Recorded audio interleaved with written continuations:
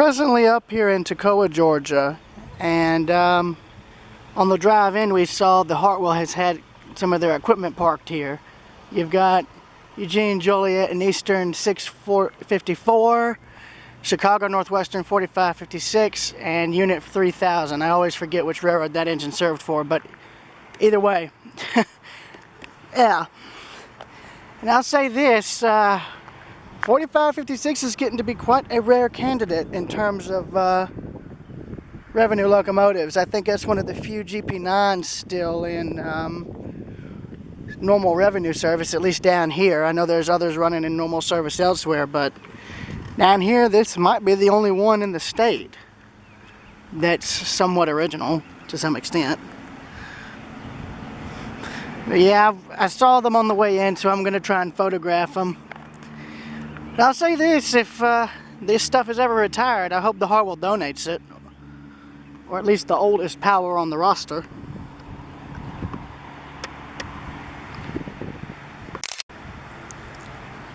But this is, funnily enough, one of 3 Jeep 9s they own. The other is, I believe, 454 up in Bowersville, and if I remember correctly, 6558, I think, up in Athens. It's a chassis system unit, but that's beside the point. I don't really remember the road name on it, but I know it's a chassis system unit.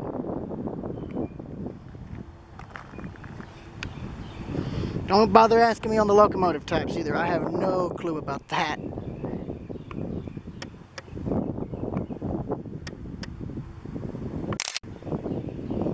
I apologize if the photos aren't exactly the best. Given the lighting, it's not real optimal, but then again there's no cloud cover, so that also helps. But I wanted to show these real quick since they're here, so I will see y'all later.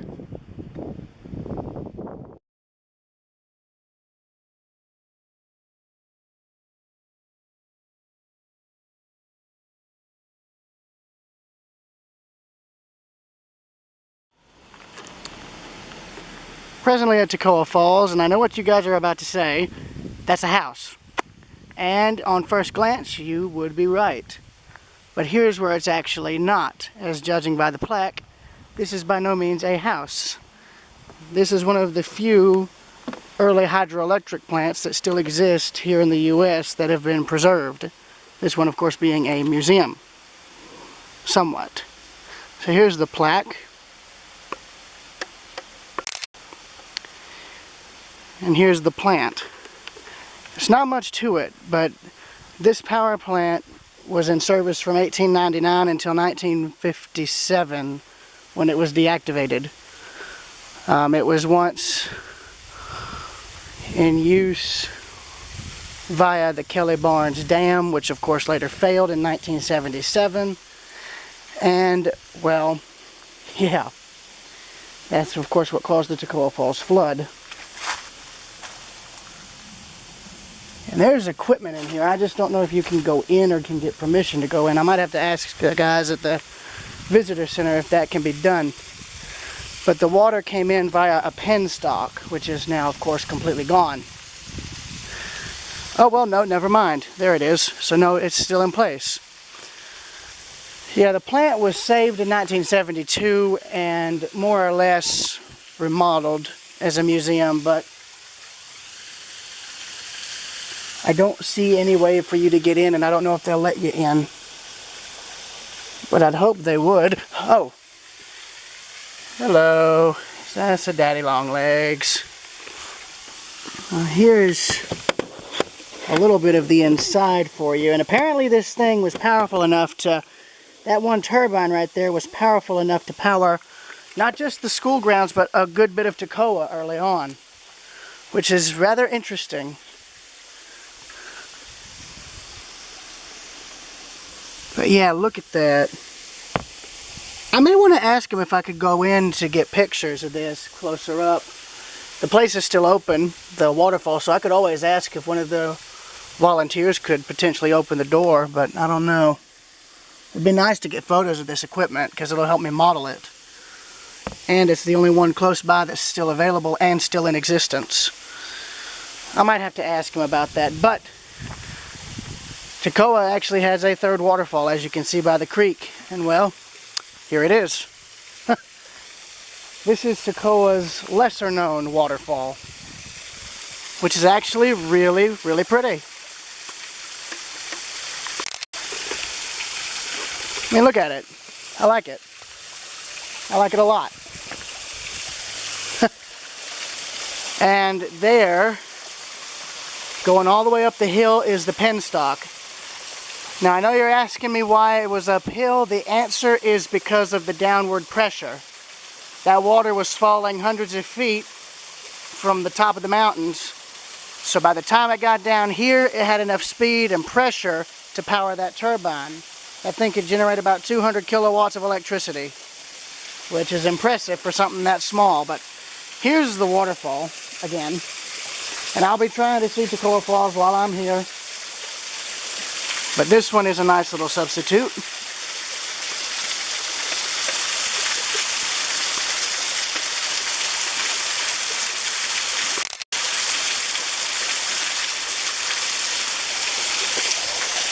But yeah, I think this may actually be a tributary from the main waterfall, believe it or not.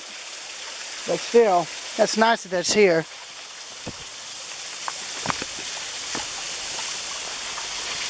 So, yeah, I'm going to try and get photos of this place. I'm not going to really post them on my drive like I normally do with the others, but some photos will be kept.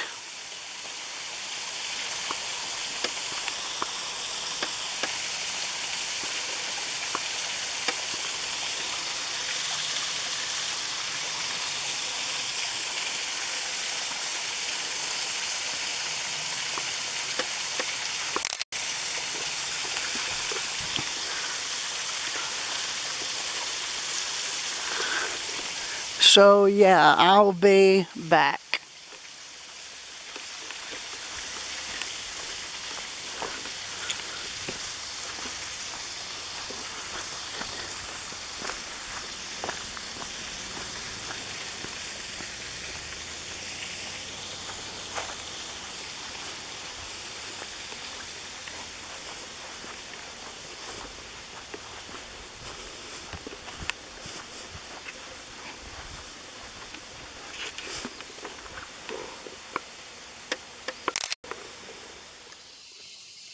Trying to not drop my phone in here, but here's one of the turbines that this power plant has. It has two.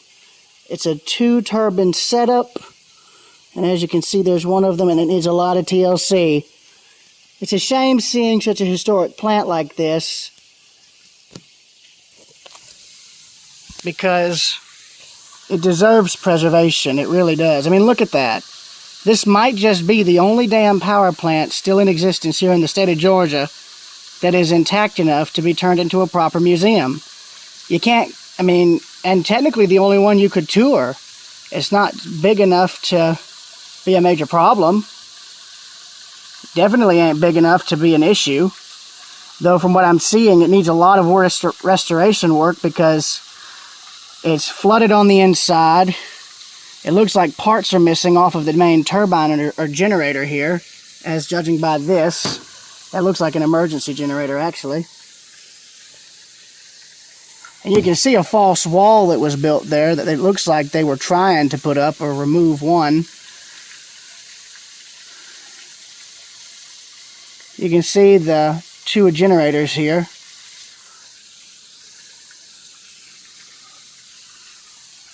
And I'm trying to go to the other side so you guys can see this, but they got this mesh up on the windows, which does not help in terms of trying to show you the inside of this. Now, I don't know where the control room was. I don't even know if this little plant even had a control room or control board. It probably did, but it's not here now. Most likely in Georgia Power's archives. Here's part of the generator. From what I can see, windows are all busted, or not busted, but they're all the windows are inaccessible. I'm getting to that waterfall, don't worry. It's not Toccoa Falls, but it's better than nothing.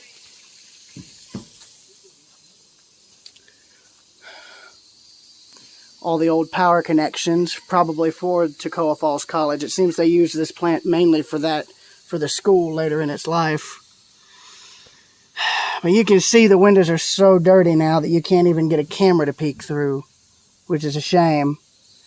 This was meant to be a museum, and they pretty much left it. They just left it. It's a damn shame. I enjoy stuff like this. You can see the other turbine there through the window, which is very, very dirty. Among all of the other equipment, which looks to be a dynamo too, I think. I think there's a dynamo in there. It's a shame, really, it is, because this plant deserves more than what it's got right here. And this, it's pitiful seeing this like this. This is a historic structure. And I'm sure this college or the state would have enough money to fix this up to make a proper hydroelectric museum, because this could potentially give an example of what a lot of hydro plants were like in the state. I know, of course, a lot of the ones that still exist and are in regular operation are nowhere near this simple, but it gives a nice interpretation of what one would look like. And to be fair, this whole plant is one of only a few preserved here in the country. The only other good examples are in Europe, and I don't have the money or the means to get to them.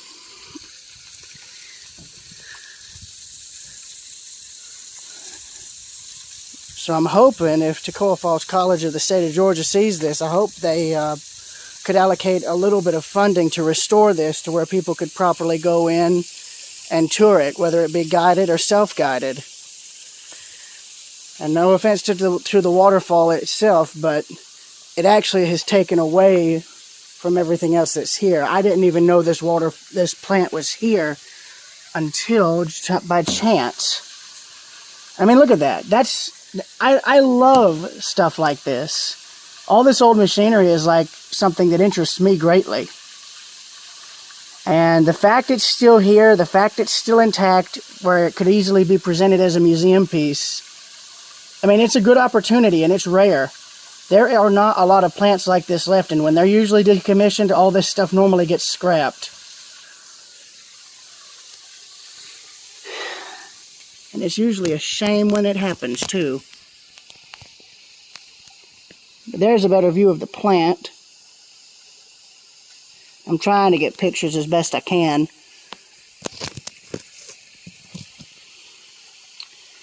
That's one turbine. The other one is hard to see through because of the windows being so dirty. But there's the penstock coming down from what was once, I guess, like Toccoa or wherever the Kelly Barnes Dam was. In fact, you can see it skirting up the mountainside there. And I imagine the downward force of this would have been more than enough to spin these turbines, obviously. But I just hate seeing something so historic in this bad a shape. As a history buff, this breaks my heart. As somebody who loves old machinery, it really hurts. It really hurts. And they could very easily restore this. If they start restoring this now, they won't have to sink anywhere near as much money into it. Trust me on this. There's been plenty of examples of that. If they were to start restoring this right now to where all of this could be stabilized and made safe for public viewing, it would do very well. I'd pay to see this. Hell, I'd probably pay more to see this than I would the waterfall, and that says a lot. And I'm going to try and photograph this because because I'm wanting to try and model this later.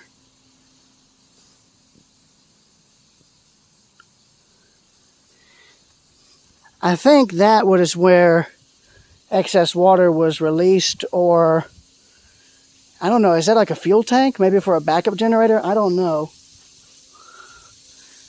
Something tells me, I guess, the college, I guess when they stopped using hydropower, they just put a backup diesel generator in here and that was all they needed. I don't know, but again, as stated earlier, I hope they save this. Well, it's already saved, but I really hope they fix it up and properly restore it. Because right now, it could fall in at any time. Which is not good. Not good in the slightest. So, I'm going to conclude this recording here by showing you guys the waterfall here.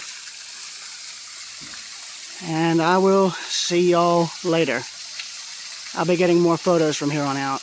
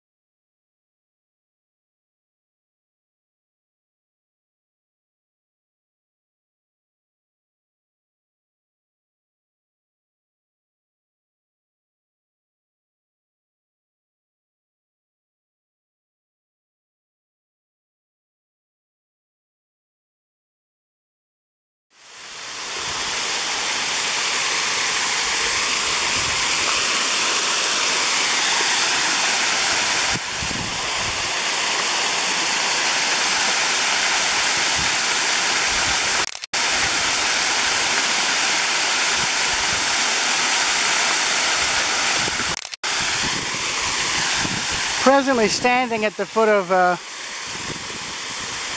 dam that keeps the lake up here held back.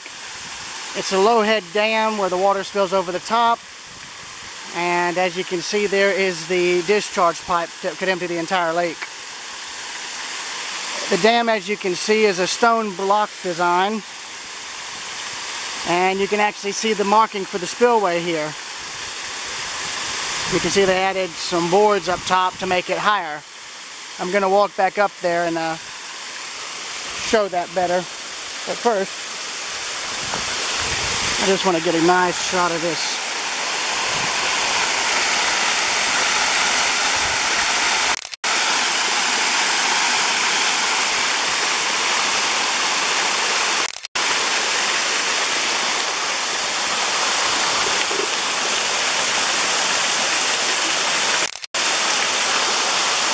Alright, see y'all later.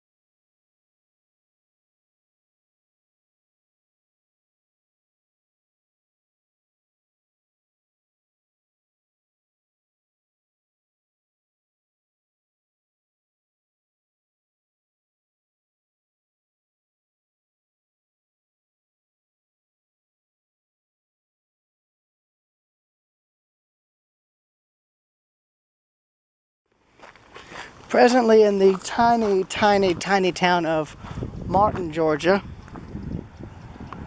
as evidenced by the really small main street. I'm gonna wait for all the traffic to clear before I cross, because the reason I'm here is because of Martin's Railroad Depot. The old station still exists.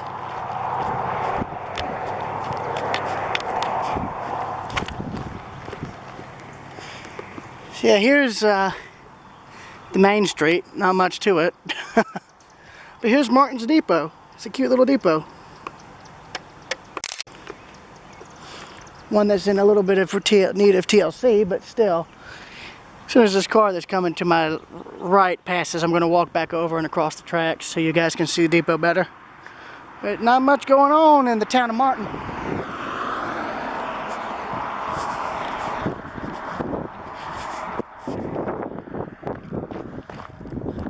So as you can see, very, very tiny depot.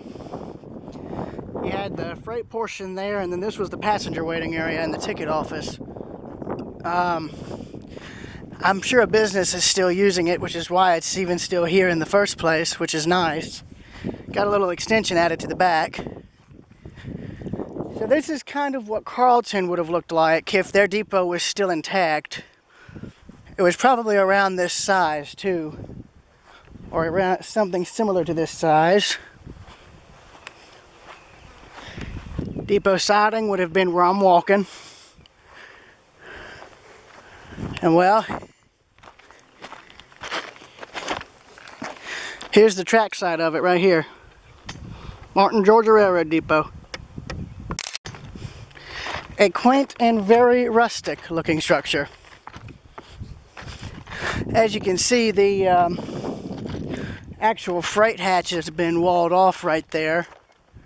The platform, part of it is still right there. There's your old telegraph window there. There would have been a door right there. Perhaps a door and some windows on this side here. And where the awning is collapsed, there'd be a door and a set of windows there. But you can see all of that has been walled off and or more or less changed over the last 20 odd or 30 odd, 40 odd years. Because this town probably lost passenger service very early on due to how small the depot is.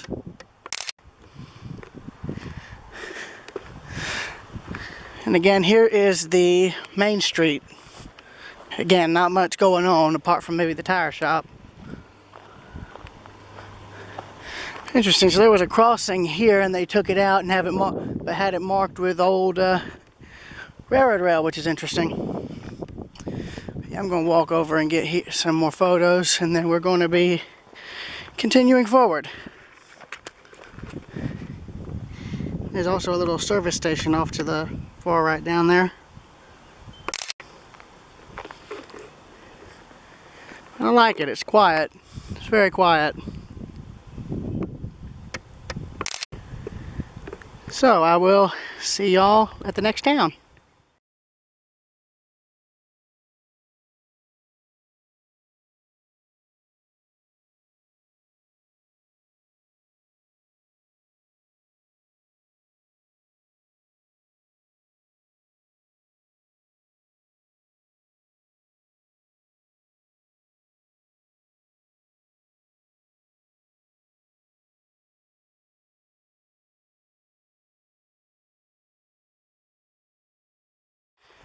Presently in a field out here in Martin, Georgia. Reason's because of this. A permanently wrecked / derelict hopper car that's alongside the railroad here. I'm not going to tell you how I got over here, but just know it wasn't easy and I don't recommend it. I only came over here to show you this thing. And so I could get pictures of it. So this was like a 4 or 5 bay hopper car that's tipped over on its side in the field. And it's a massive hopper car. It's got to be 30, 40, 50 feet long at best. And if you're curious as to why I'm not getting closer, simple. All that and the hopper car is snake land, so that is a no-go for me. So yeah, I will see y'all in the next town. But this here is a genuine abandoned train, so to speak.